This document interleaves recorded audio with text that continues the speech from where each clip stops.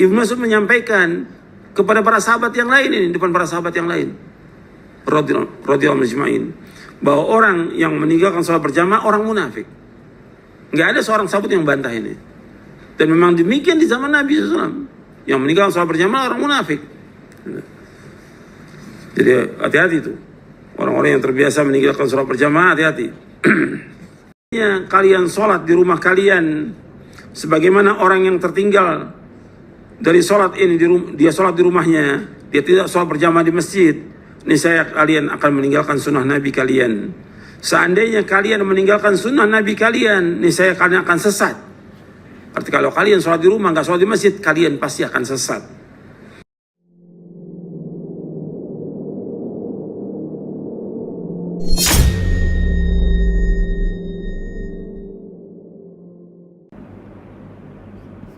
Assalamualaikum warahmatullahi wabarakatuh.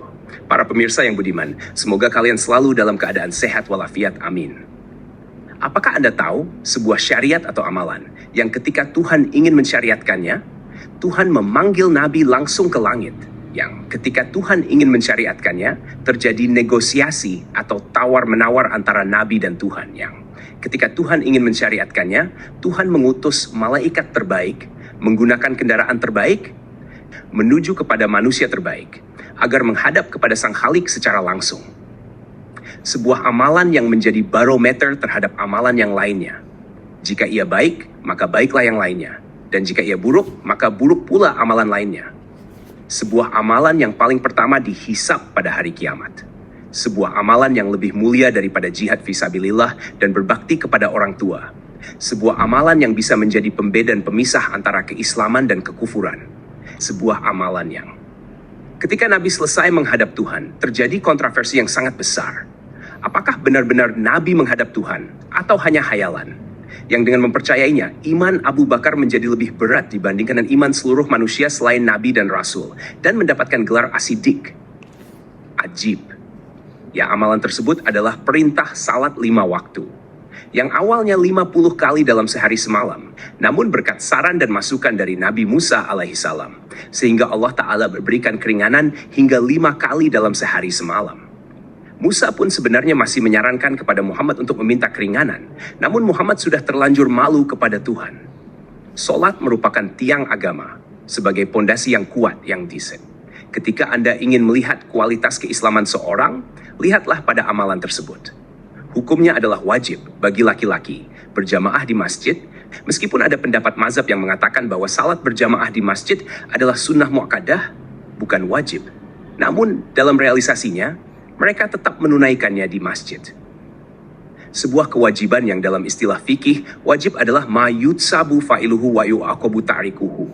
Sesuatu yang apabila dikerjakan dapat pahala, dan apabila ditinggalkan mendapatkan dosa, tak heran ia merupakan barometer amalan lainnya. Bahkan orang buta pun tidak boleh meninggalkannya. Nabi tetap perintahkan dia untuk salat berjamaah di masjid, karena betapa pentingnya amalan itu. Simaklah penjelasan Usyazid rahimahullahu ta'ala berikut ini. Tengkar mesti melewati batas. Ya bukan adu mulut lagi, kadang-kadang juga dengan pukulan segala macam. Kalau orang munafik itu, dia melewati batas. Baik lisannya maupun juga gerak anggota tubuhnya melalui kepada orang lain. Zalim dia. Kemudian terkadang pada diri seorang hamba terkumpul kebiasaan-kebiasaan baik dan kebiasaan-kebiasaan buruk. Perbuatan iman dan perbuatan kufur dan nifak. Karena itu ia mendapatkan pahala dan siksa sesuai konsekuensi dari apa yang telah ia lakukan. Seperti malas dalam melakukan sholat berjamaah di masjid. Ini sifat nifak. Inilah sifat orang-orang munafik.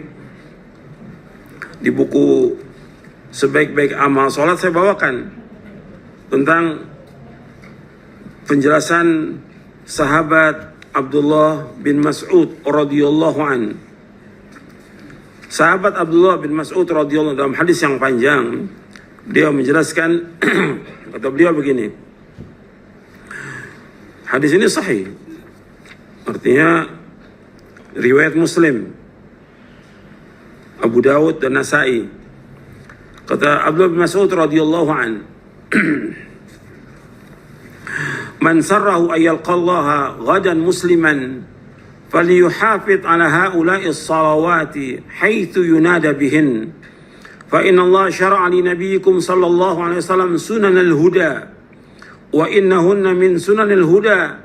Walau annakum sallaitum fi buyutikum kama yusalli hadzal mutakhallifu fi baitihi la taraktum sunnata nabiyyikum walau taraktum sunnata nabiyyikum la dhalaltum wa ma min rajulin yatatahharu fayuhsinu at-tuhura thumma ya'midu ila masjidin min hadhihi al-masajidi illa kataballahu lahu bi kulli khatwatin yakhtuha hasanatan wa yarfa'uhu biha darajatan ويحط عنه بها سيئة ولقد رأيتنا وما يتخلف عنها إلا منافق معلوم النفاق ولقد كان الرجل يؤتى به يهادى بين الرجلين حتى يقام في الصف. Kata Abdullah bin Mas'ud radhiyallahu an wa arda, barang siapa yang senang bertemu dengan Allah di hari kiamat kelak dalam keadaan muslim, hendaklah ia menjaga salat 5 waktu dimanapun ia diseru padanya, artinya dikumandangkan adzan padanya.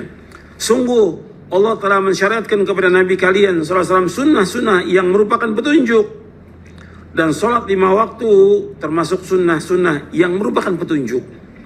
Seandainya kalian sholat di rumah kalian sebagaimana orang yang tertinggal dari sholat ini, dia sholat di rumahnya, dia tidak sholat berjamaah di masjid, niscaya kalian akan meninggalkan sunnah Nabi kalian.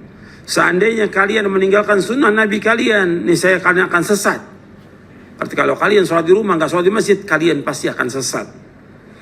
Tidaklah seorang bersuci dengan baik, kemudian ia menuju salah satu masjid yang ada, melainkan Allah menulis kebaikan baginya dari setiap langkah kakinya, dan dengannya Allah mengangkat derajatnya dan menghapuskan kesalahannya.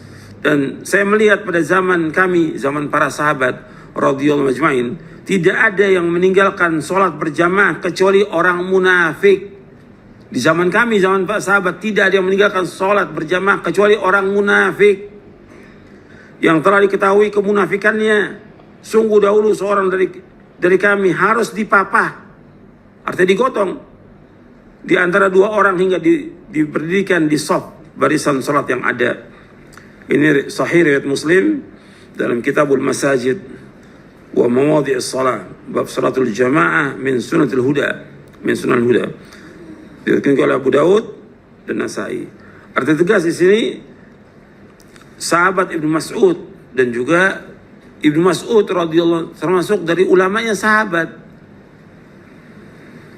Dan kita dianjurkan untuk membaca Al-Quran seperti bacaan Al-Qurannya Abdullah bin Mas'ud radhiyallahu an. Iqra' ala qiraati Ummi Abdin, maksudnya Abdullah bin Mas'ud. Dan Abdullah bin Mas'ud dikenal oleh para sahabat, ma'ruf sebagai ulama sahabat yang bertanya kepada Ibnu Mas'ud radhiyallahu an. Dan Ibnu Mas'ud menyampaikan kepada para sahabat yang lain ini, depan para sahabat yang lain radhiyallahu ajma'in, bahwa orang yang meninggalkan salat berjamaah orang munafik. Nggak ada seorang sahabat yang bantah ini. Dan memang demikian di zaman Nabi SAW. Yang meninggalkan sholat berjamaah orang munafik. Jadi hati-hati itu. Orang-orang yang terbiasa meninggalkan sholat berjamaah, hati-hati. Karena itu udah ada nifak di dalam hatinya. Udah ada nifak. Dan Ibnu Mas'ud mengatakan jelas, ma'lumun nifak. Kemunafikan yang jelas tuh, orang yang meninggalkan sholat berjamaah. Karena sholat berjamaah wajib. Dengan nas Al-Quran dan juga hadis Nabi yang sahih. Sholat berjamaah hukumnya wajib di masjid. Dan ini bagi laki-laki, berlaku bagi laki-laki. Ketika dia meninggalkan sholat berjamaah, maka dia telah terkena sifat munafik. Bagaimana dengan Anda sekalian? Apakah Anda tunaikan salat 5 waktu secara berjamaah di masjid? Atau Anda tidak peduli berjamaah atau tidak? Intinya salat dan hanya menggugurkan kewajiban. Sehingga salat tersebut tidak merubah Anda kepada sebuah perubahan yang lebih baik. Dan inilah yang banyak terjadi. Ini sangat berbahaya. Karena jika kewajiban salat berjamaah di masjid sudah diabaikan dan mengerjakan salat hanya sebuah rutinitas untuk menggugurkan kewajiban, sangat disayangkan. Sekali lagi sangat disayangkan. Dan ini salah satu tanda orang munafik. Wa iza komu ila solati komu kusala. Ya mereka malas untuk melakukan itu, kalaupun melakukan hanya ingin dilihat orang. Namun jika ada acara makan-makan, dia yang paling sergap. Ajib. Sifat nifak atau malas ke masjid merupakan sifat yang sangat tampak di Indonesia ini. Dari sekitar 200 juta lebih orang Islam di Indonesia, mengapa masjid-masjid masih kelihatan sepi? Mengapa tidak seperti hari Jumat? Ingat kewajiban salat berjamaah 5 kali dalam sehari semalam, bukan sekali dalam sepekan. Pantas jika salat belum bisa merubah sifat dan karakternya, karena dalam melaksanakannya masih banyak hal-hal yang harus diperbaiki. Niatnya, caranya, dan lain sebagainya. Marilah sama-sama kita perbaiki diri. Tunaikanlah salat berjamaah di masjid. Apalagi jarak dari tempat tinggal Anda dari masjid hanya beberapa langkah, kecuali ada halangan yang disahkan oleh syariat. Terima kasih telah menonton video ini. Mudah-mudahan bermanfaat. Wassalamualaikum warahmatullahi wabarakatuh.